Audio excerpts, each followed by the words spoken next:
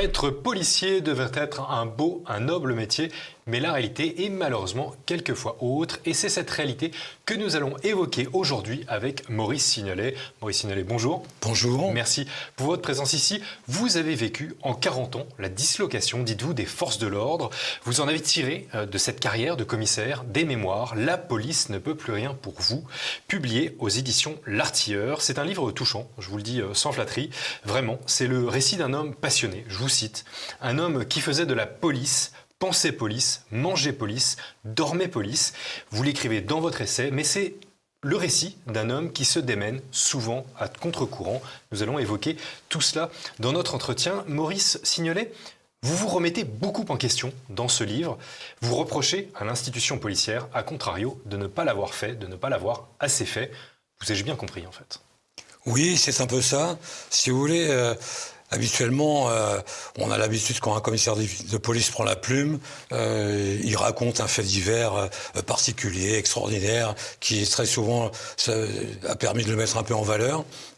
J'ai connu des affaires de cet ordre-là, mais je me suis bien gardé de les relater. J'ai voulu relater le temps long. Et je me suis dit, en partant du premier jour où je suis rentré dans la police jusqu'au dernier jour, expliquer comment la sociologie policière avait changé de concert avec la sociologie tout court de la société. Et en fin de compte, on voit qu'il y avait une similarité d'évolution entre la société et le monde policier. Moi, si vous voulez, je suis resté constant dans mon engagement, quels que soient mes grades, puisque j'ai franchi à peu près tous les grades. Je suis rentré comme inspecteur, j'ai terminé comme commissaire divisionnaire, et j'ai vu cette évolution. Et donc, le titre est un peu provocateur, la police ne peut plus rien pour vous, mais c'est à la fois pour dire que l'institution a changé, mais que la société a changé. Et que au lecteur de décrypter au fil de la narration ce qui va et ce qui ne va pas, en fin de compte. Alors vous dites sociologie, il est aussi très psychologique, votre bouquin, nous reviendrons là-dessus.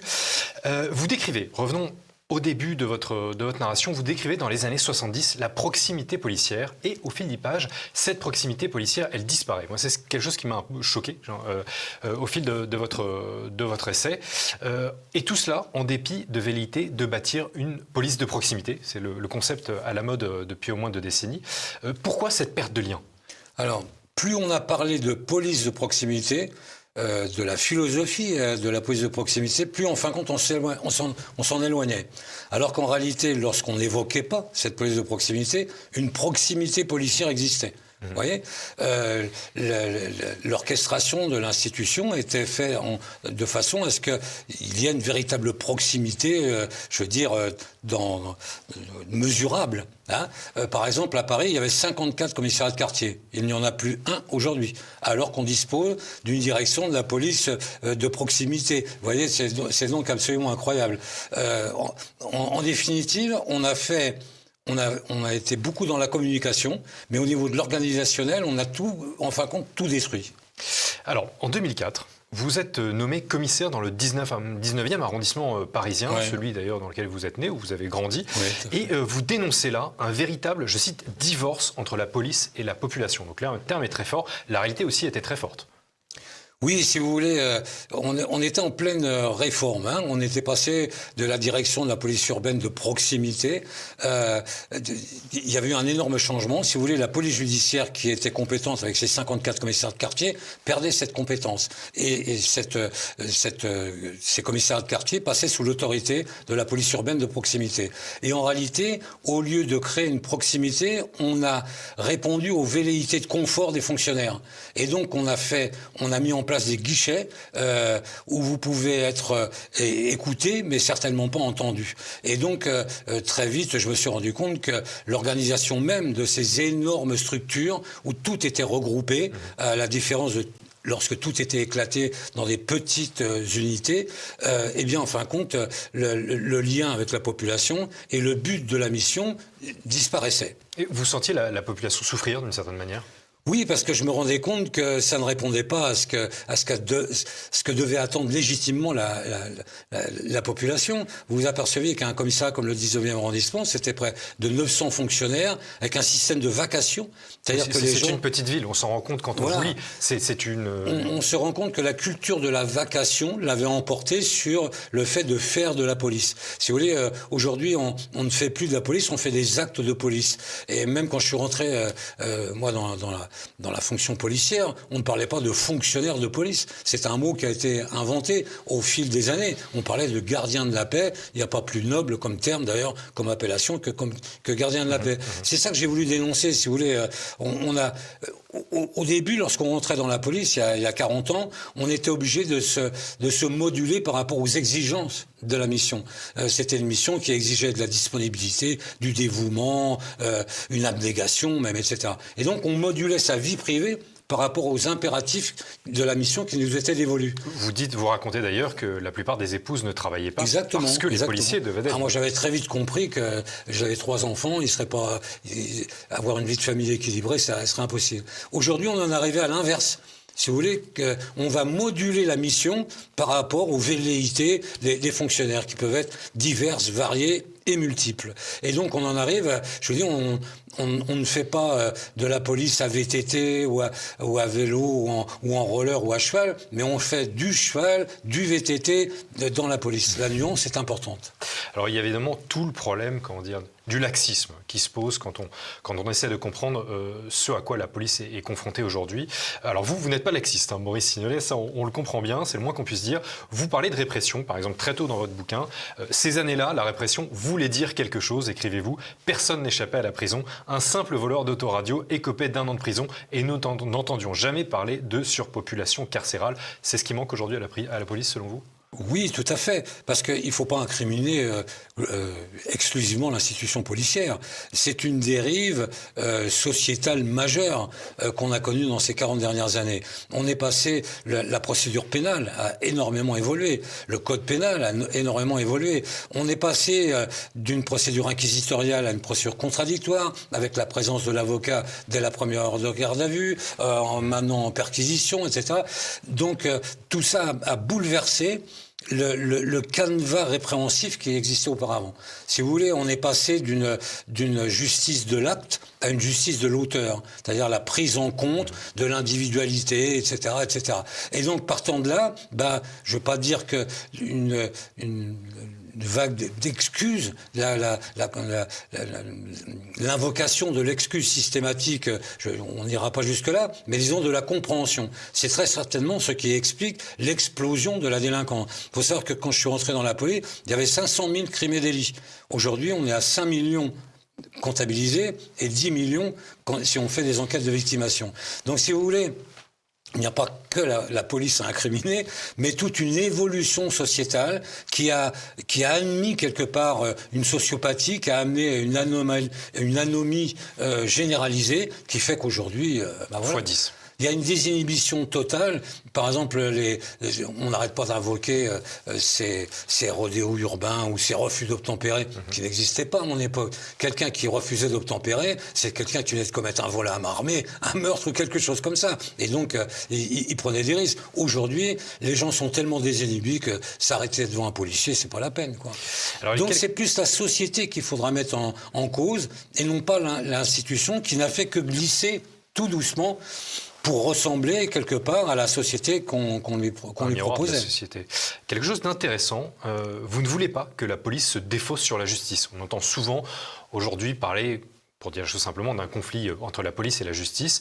Vous dites que la police ne devrait pas se défausser sur la justice. Non, je trouve au contraire que la justice est certainement le dernier garant de la démocratie. C'est ce que Montesquieu voulait, avec la séparation de ces 3 pouvoirs qui se répondent en écho. Et encore, la justice n'est pas un pouvoir, mais une autorité. Ce que je veux dire par là, c'est que c'est le politique qui a une responsabilité, de droite ou de gauche d'ailleurs, qui a une responsabilité énorme dans la situation actuelle. Comme disait Montesquieu, la justice n'est que la bouche de la loi. C'est la loi qui a organisé, qui a fait en sorte que le code de procédure pénale est devenu tellement complexe qu'on a énormément de difficultés à appliquer le code pénal. Et je pense que ça n'était pas dans un but d'évolution sociétale majeure, mais plus pour préserver une caste politique qui sentait, dans les années 80-90, que ça sentait un peu le roussi, quoi. Et je pense que la justice, quelque part, a commis une énorme erreur au milieu des années 80. Elle a commencé à s'intéresser aux politiques, vous voyez, aux malversations dans le monde de la finance, dans le monde économique, dans le monde industriel, et surtout dans le monde politique, en disant il y a quand même quelques abus, quoi, hein, avec des faux emplois, des détournements d'argent, etc. Et je crois que la justice a commis là une énorme erreur, entre guillemets, parce que le politique s'est dit mais avant on était préservé de tout ça, là il va nous arriver des bricoles.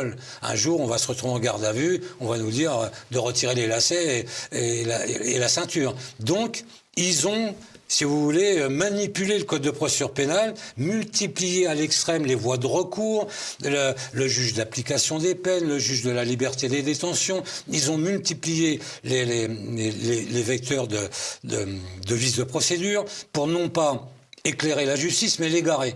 Le problème, c'est que par ruissellement, ça a bénéficié au monde délinquant. Et le monde délinquant bénéficie de toutes ces avancées-là. Et ça devient extrêmement difficile aujourd'hui, à la fois pour la police judiciaire et pour la justice, de faire son travail. Vous évoquez les années 90, si l'on remonte un tout petit peu avant, dans votre essai, vous évoquez aussi les années 80. Vous avez assisté, dites-vous, commencé à assister au renversement des valeurs. Vous livrez beaucoup d'anecdotes, dont l'une par exemple d'une femme de gauche qui arrive au commissariat après avoir passé une nuit avec un homme, avant de réaliser qu'il était de droite, et donc vient vous voir en lui reprochant un viol. C'est donc une anecdote qui peut prêter à sourire. Vous avez vu aussi, à peu près en même temps, émerger la haine anti-flic. Comment ces deux phénomènes comment avez-vous en fait assisté à ces deux phénomènes depuis 30 ans ? Mais il faut faire la généalogie des choses. Vous savez, le policier, c'est un peu comme le ramasseur de péchés dans l'arrache-cœur de Borézian. On est là en fin de compte pour ramasser tout ce qui déborde un petit peu, vous voyez. Mais par contre, on est un vecteur d'appréciation de la société très réel. Il faut faire la généalogie des choses. D'où vient ce courant qui nous vient du fond des années 68, hein, ce courant un peu existentialiste, surréaliste, hein, d'André Breton, de Kierkegaard, etc., qui a fait que l'individu, jusque dans ses pulsions, ça devait être l'aboutissement d'une vie. Donc, petit à petit, on en est arrivé à rejeter la norme dans son ensemble, vous voyez, et puis toujours pareil, j'aime bien ce terme, par ruissellement, hein, comme le dit le philosophe Claude Lipovetsky, on en est arrivé en fin de compte, à dicter, c'est le procès de personnalisation. Claude Lipovetsky appelle ça le procès de personnalisation, c'est-à-dire qu'on va personnaliser à l'aune de son appréciation, hein, les lois, les normes, les mœurs, etc. Petit à petit, ça arrive jusque dans nos banlieues. Il y a une démocratisation extrême. Par exemple, c'est ce qui s'est passé avec le monde de la toxicomanie, qui était à l'origine réservé à une élite et qui aujourd'hui touche des millions de personnes. Vous avez été chez les stupes de mémoire dans les années 90. J'étais 5 ans. Ouais. C'était à la brigade des stupéfiants. Un épisode marquant. Enfin, oui, c'est un épisode marquant parce que j'ai vu où la toxicomanie pouvait mener à la déchéance morale, physique, etc. Et vous voyez, j'en veux un peu à ce monde un peu des saltimbanques qui, à une époque, a fait l'apologie des atypismes, des particularismes, des étrangetés comportementales. Et toujours pareil, au bout d'un moment, ça se démocratise. Et aujourd'hui, on a à peu près 2 millions de personnes qui fument du shit tous les jours. Voilà, on en est arrivé, quoi. Donc, la police, la société est submergée quelque part. On est quelque part submergé. Alors, moi, j'aurais quand même un peu d'optimisme, parce que je crois que je pense qu'il n'y a pas de linéarité évolutive. Vous voyez, on pense, selon la pensée marxiste, qu'on part d'un point A pour aller à un point B, etc. J'y crois pas beaucoup. Je crois à ces philosophes du XVIIIe siècle. Je crois que c'est Joseph de Maistre qui parlait d'époques et de périodes. Et qu'en fin de compte, parfois, des époques brillaient encore, un peu comme une étoile morte de longue date, mais dont on voit encore arriver sur Terre la lumière. Je crois que c'est un peu ce qui se passe. Parce qu'on est tellement submergé aujourd'hui que, on se rend compte que, on a cru beaucoup au progrès et que le progrès peut parfois être le développement d'une erreur. Et qu'aujourd'hui, invoquer sans arrêt un vivre ensemble qui devient absolument impossible, ça met en lumière les erreurs passées.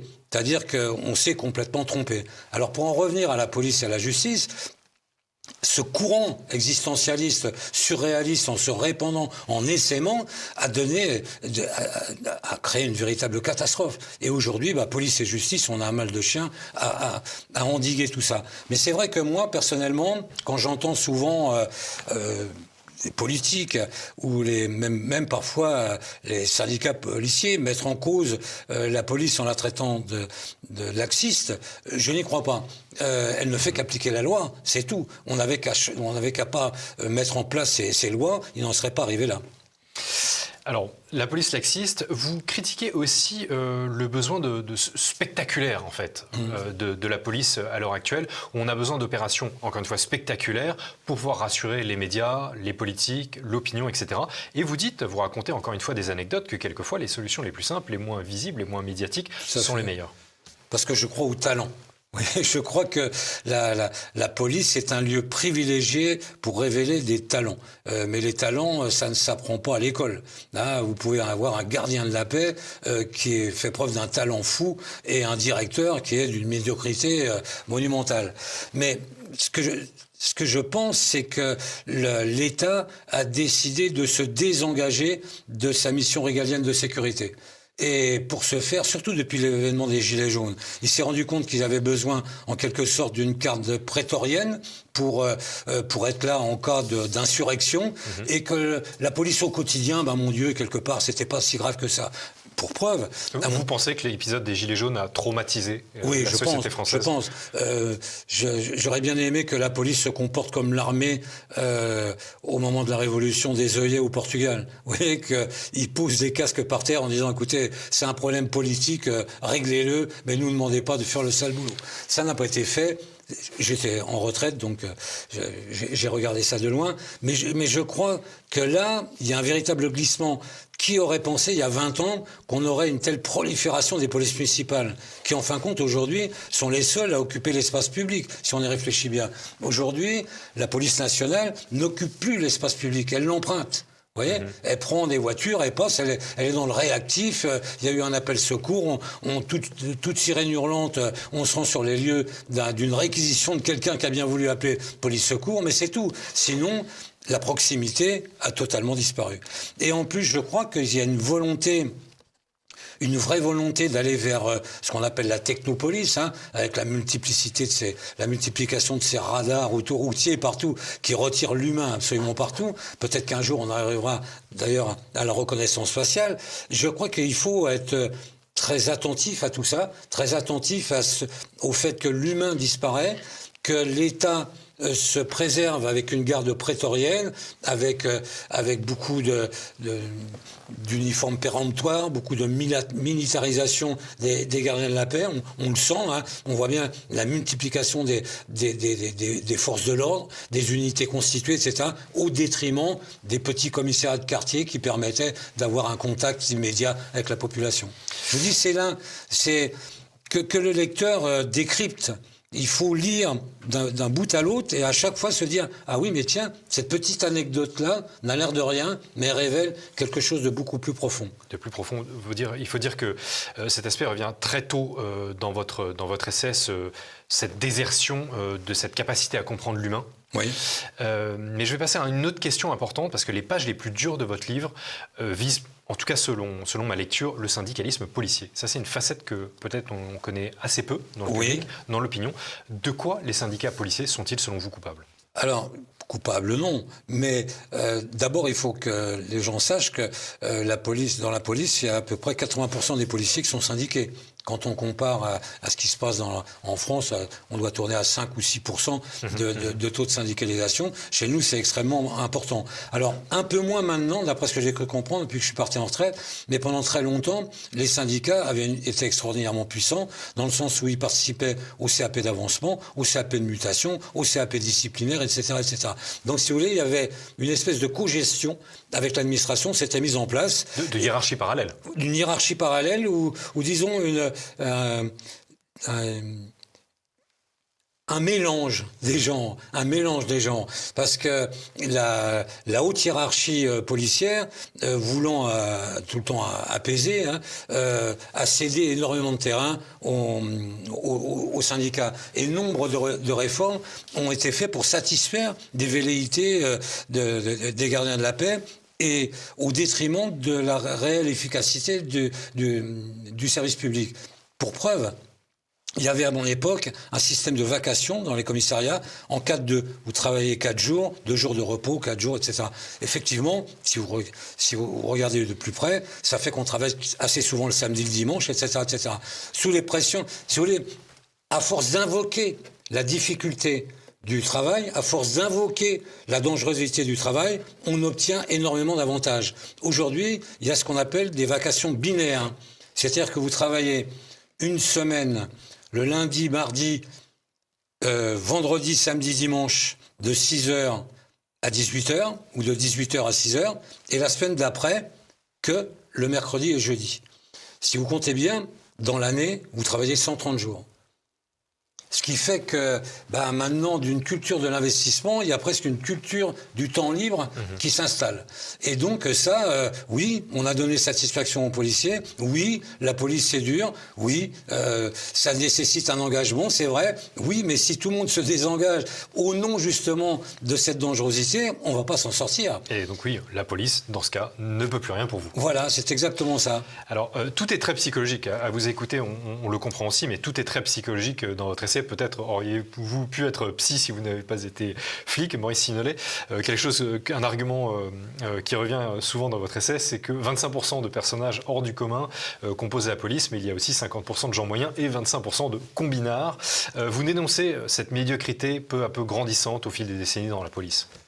Oui, et puis surtout, je ne sais pas si vous l'avez remarqué, mais je mets beaucoup en cause la hiérarchie.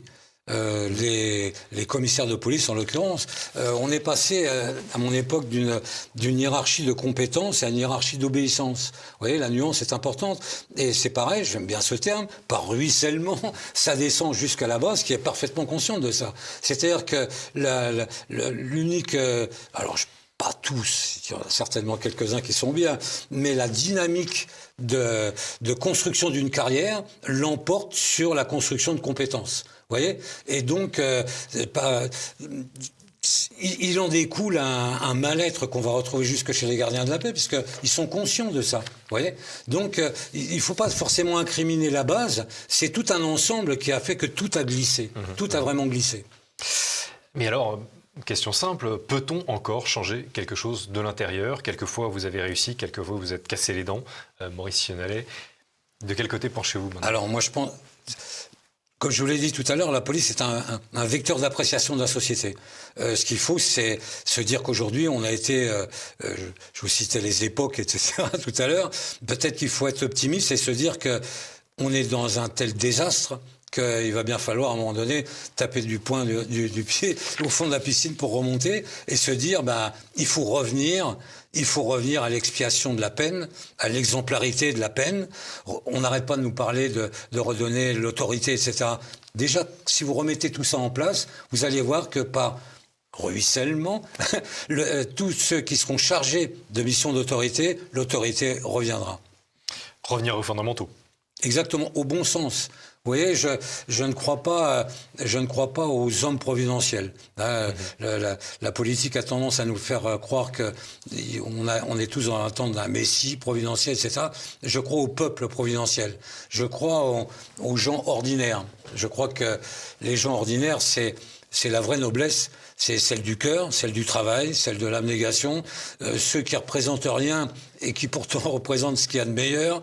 Et je crois que si un peuple providentiel, un peu comme il l'avait montré au moment des Gilets jaunes, disait il y en a marre de tout ça, il faut que tout ça cesse, peut-être que les choses reviendront. Peut-être qu'on retrouvera le lien qui aujourd'hui est très distendu entre Demos et Kratos, le peuple et le gouvernement du peuple, et qu'on deviendra enfin une véritable démocratie.